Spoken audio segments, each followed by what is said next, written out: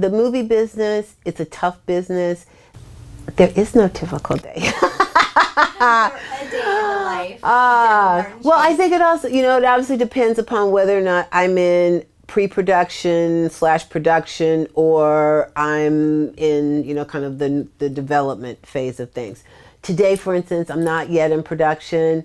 So it's I'm taking story meetings with writers, both who are pitching new ideas. We're developing, for the upcoming television season, I have a deal at ABC. So we're meeting with writers that we have an ongoing development process with. I am prepping a movie. So I'm in like a very soft prep at this point. So I'm going over budgets, and I have a movie in post. So like Friday, I went for the final sound mix during the afternoon. So it's a real smorgasbord of things that I do on a daily basis, because I have a portfolio of projects and they're at different stages, and I'm nursing all of them.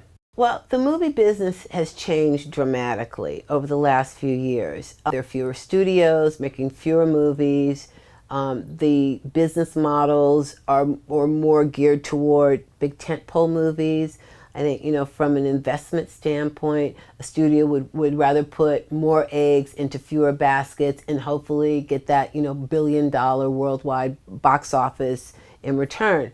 So the climate for niche movies at studios in general is not great. And by niche movies, I mean those movies, that are directed towards a particular audience primarily. That would be African American movies, Latino movies, female movies, young adult movies. It just, every time out, most of the studios want to go for 4-quadrant, international box office, etc. So it's tough right now for African American movies at studios.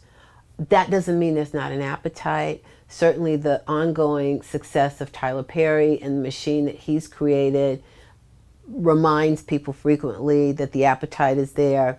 And so I think it's a question, I've been talking about this a lot lately, of finding different ways to bring movies into the marketplace, and both from a financing standpoint, a marketing and distribution standpoint. And that, I think, is the next horizon for African American films.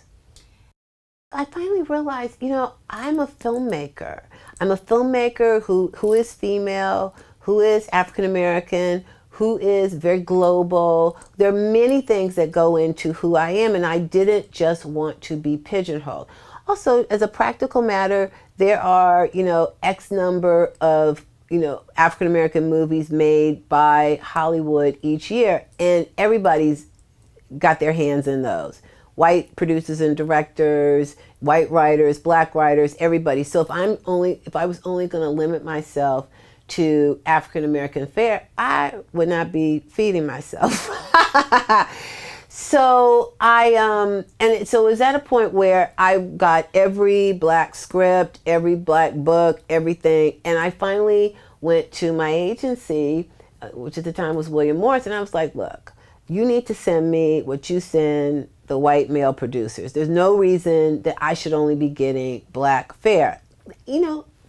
Implicitly saying, what's going on here. And that's how I got Princess Diaries. I was coming off of Cinderella, which had been a big hit.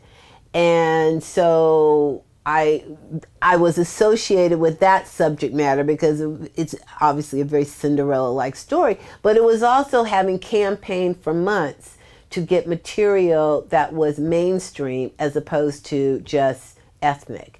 And then once I got, and Princess Diaries was really important for me as a producer. I mean, not only because it was a big success, but because it said to the community, hey, look, she can do anything. Movies and television are not a science, clearly.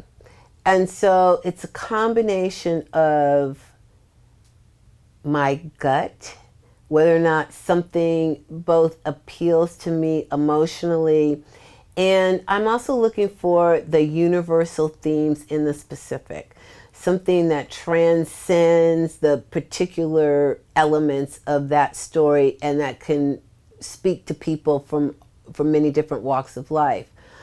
And also, then as a practical matter, you have to know what's going on in the marketplace. I mean, the goal is to get things made. You have to find that sweet spot between your passion and what you can actually get made, because it is a business. It is, this is where art and business meet.